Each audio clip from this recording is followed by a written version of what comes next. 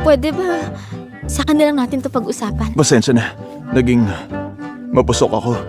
Totoo, Kahit ako hindi ko nagawa yan, ano karapatan niyang lumipat doon? fiancé ko siya.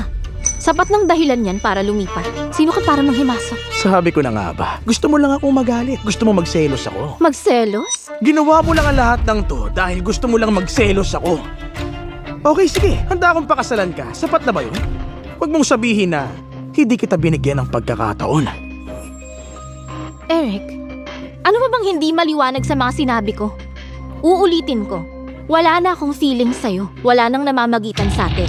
Si Sam na ang nobyo ko ngayon. At magiging asawa ko na siya. Lolokohin mo pa rin ako?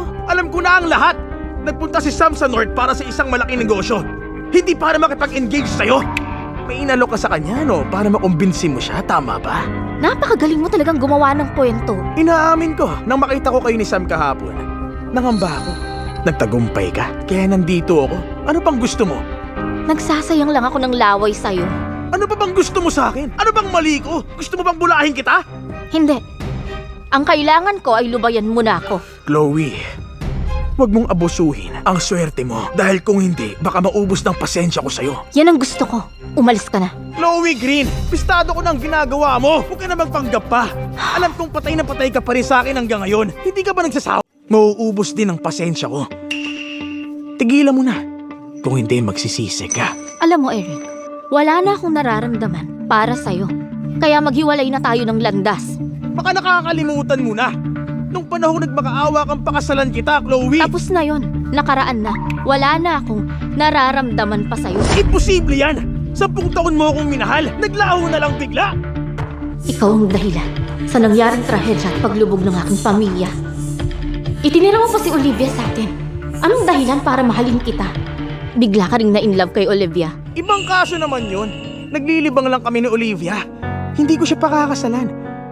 Kung nag-aalala ka talaga, hindi kita pipiliting pagsilbihan siya.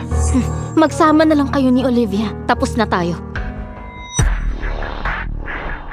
Sobrang gwapo at elegante. Andyan ba si Chloe? Salamat. Chloe! Natulog ka ba kasama siya kagabi? Balita ko hindi pa siya nakakatikim kahit na kailan. Pinaligaya ka niya, hindi ba? Hindi siya kasing dumi mo! Lumayas ka! Chloe! Pangatlong beses mo na ako sinampal. Dahil ba makapangyarihan ng pamilya mo, ibig sabihin na napakayabang mo na? Kung wala ang suporta ng pamilya mong yan, sino ka? Maski si Sam, hindi ka man lang niya magagawang lingunin! Subukan mong ulitin yan. Makikita mo.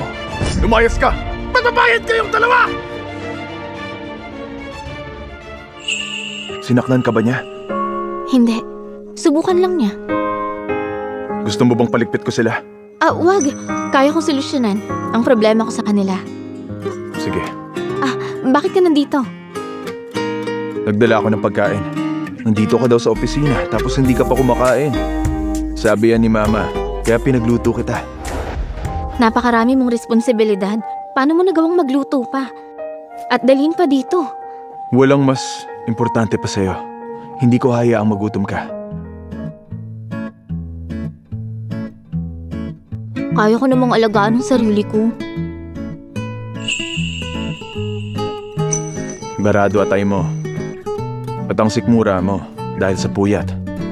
May lamig ka rin sa katawan. Kaya naging mababa dugo mo. Mahilig ka sa malamig na pagkain pag meron ka. Marunong ka rin mag-check ng pulso? Medyo lang naman. Ang galing naman niya. Medyo lang yun. Perpekto ba talaga siya? Ito bang sinasabi mong pag-aalaga mo? Ayos lang. Tutulungan kita para lumakas ang katawan mo. Andito ako. Para sa'yo.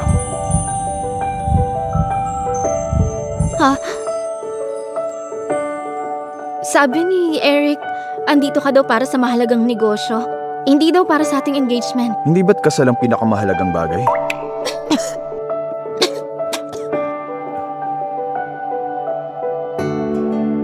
Nahulog na ako.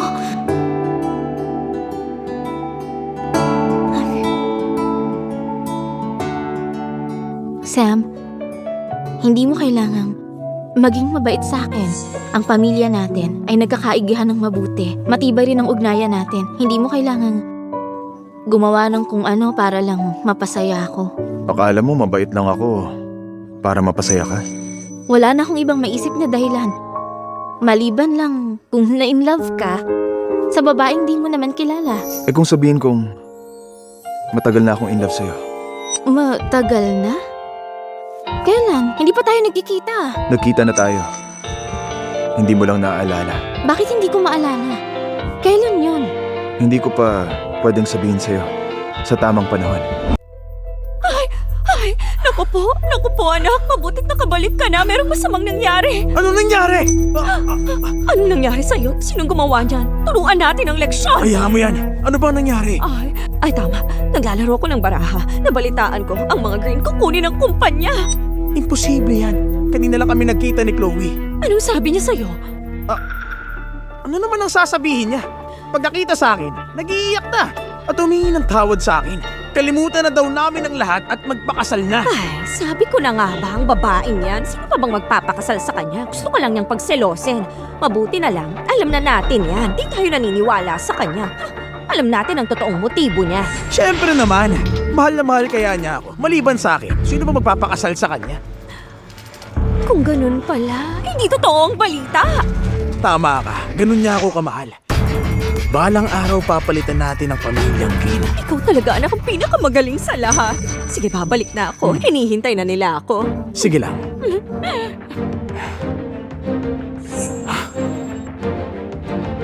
Hello? Pakitingnan ngayon din. Nakuha ba ng pamilyang Green ang shares namin? Hindi. Mabuti. Tinakot ko lang ang sarili ko. Hanggat nandito ako, walang magagawang kahit ano si Chloe. Sige lang. Bibigyan ko pa siya ng ilang araw para mag-isip. Wala siyang halaga kung hindi niya ako kasama. Sam, pinabibigay to ni Mama sa'yo. Ay, abs. Bewang 28 inches. Balakang 38 inches. May 8-pack abs. Romance. Virgin na virgin. Hindi ko alam. Naligo ka pala. Alis na ako. Wala akong nakita. Uy!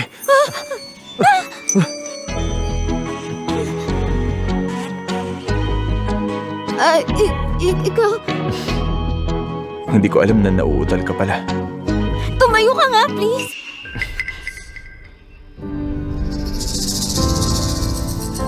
Ano nangyari sa'yo? Gabi na. Magpahinga ka na. Anong wala? Ay, nagdudugo ka. Wala to. Diyan ka lang. Kukuha ko ng first aid.